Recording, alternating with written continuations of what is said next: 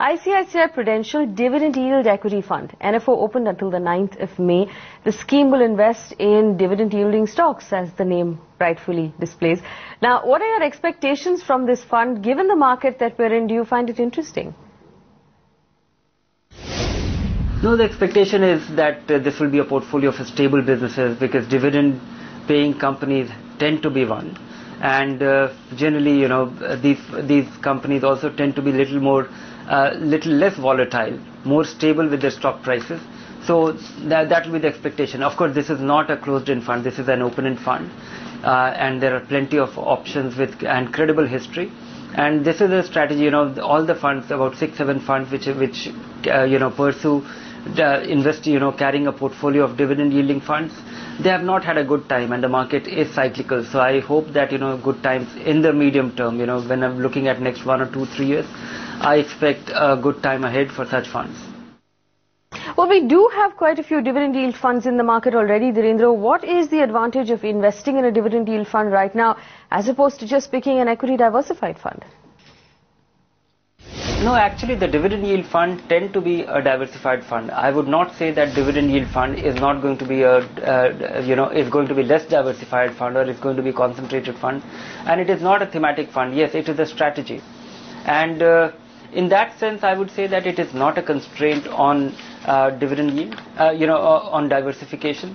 That apart, here in this fund and in many other funds too, the reference which most funds have for picking a stock in their portfolio is that these funds, they will pick a stock where the dividend yield is at least higher than what the median or average of the dividend yield from the Nifty, and that happens to be 1.5% or something like that.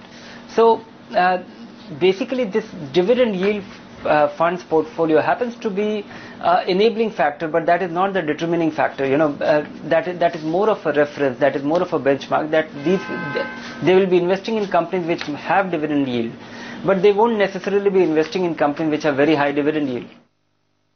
But Dhirendra, in that case, if there is a viewer right now who's looking for that sort of exposure, do you recommend using one of the existing dividend yield funds, and there are some with some impressive track records, or should they be considering this NFO instead? Yes, investors have, 2 or 3 credible dividend yield funds to choose from. But that apart, this fund also looks promising, because when I look at, other funds of ICICI Prudential, and particularly the value strategy, the way they have succeeded, and this is going to be something like a tangential, or, a very, that particular expertise will come in handy here too. So in that sense, they have, this looks promising. But when choosing a fund, and from that standpoint, one can well consider this fund as well. But investors have credible options to choose from.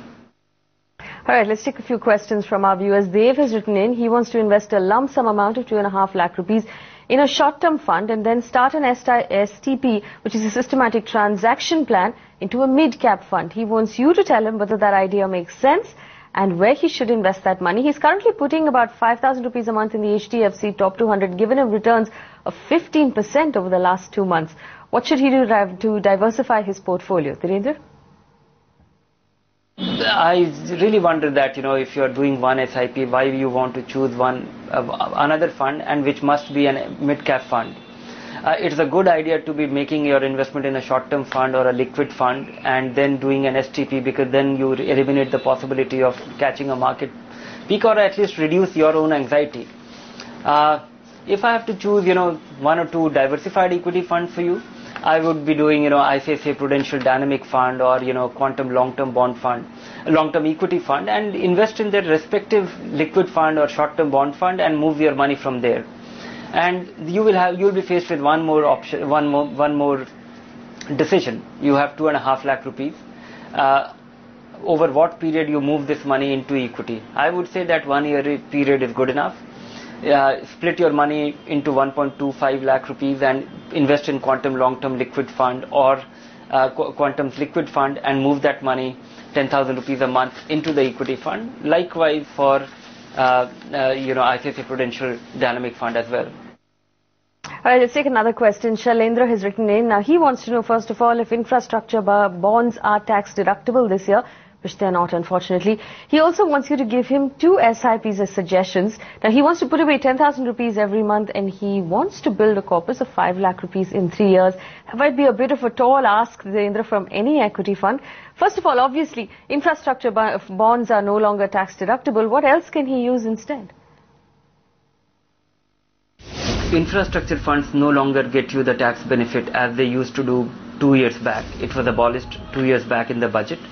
So your eligible investment under Section 80C is you invest in the tax saving funds, or you invest in the eligible 80C investments are post office, national savings certificate, PPF, or the bank 5-year bank deposit with lock-in. The incremental 50,000 rupee on which you can avail the tax benefit is the Rajiv Gandhi equity scheme, on which you get a benefit of 50% of your investments made. That is the deductible amount.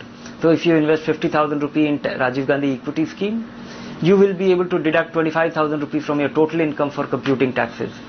But there are 2 riders to it. One is that your income must be less than 12 lakh rupees, and you must not have ever invested in equities before.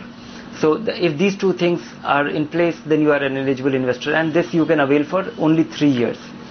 That apart, I would say that choosing 2 funds and accumulating 5 lakh rupee over the next 3 years, it's a very difficult thing, that how much can you invest and what kind of return to expect. But I would say that if it is for a non-negotiable goal, keep a time frame of 3 to 5 years, get started, invest regularly, don't invest lump sum, and consider 2 funds from our stable growth portfolio. These are balanced funds. They are 30 to 35% into fixed income. They are relatively stable than an all equity fund, and they are able to reasonably participate in a market surge. So I would say that any long-term investor getting started with market-related investment, the first way to start should be a balanced fund, and this is the way to go. I don't know if it can achieve you 5 lakh rupees, because it is entirely a function of how the market does as well as how much you are investing. All right, Dhirendra, many thanks for spending time with us this afternoon and answering all of our questions.